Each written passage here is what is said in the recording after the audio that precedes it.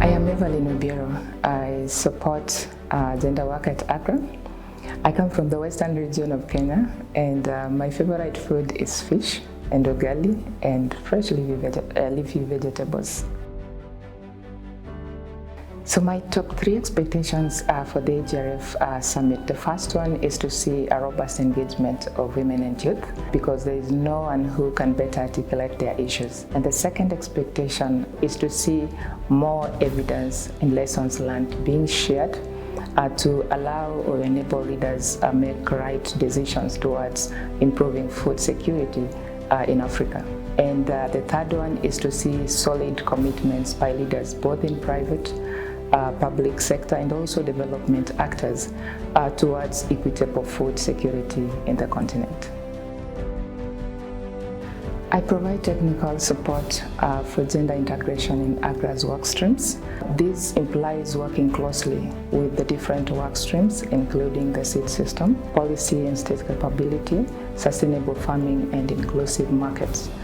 Value for Her initiative works towards supporting women SMEs for purposes of or catalyzing effective connection of women SMEs as well as the smallholder farmers, not only for offtake but also for training and mentorship.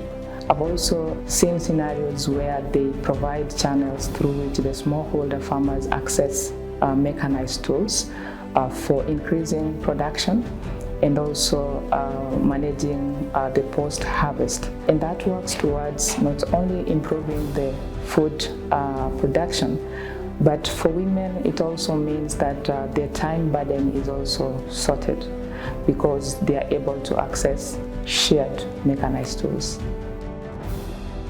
Well, for me, it's a chance to reflect on the lost opportunity of exclusion of women and youth in the food system.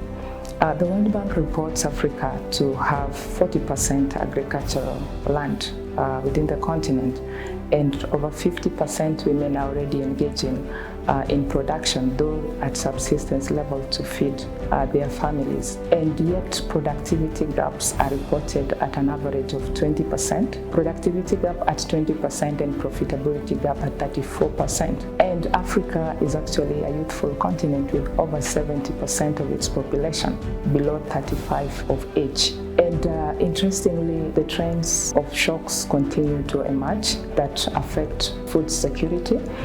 We have seen the likes of COVID-19. Climate change has been with us for a while, and also Russia and Ukraine wars. And we don't even know which one is next. So Africa does not have to produce for resilience, but we have the opportunity to really produce towards feeding the continent and also the entire world. So I envision Africa agriculture sector to be that one that leaves no one behind, whether women, men or youth. And I'm also envisioning African agriculture to be able to have surplus.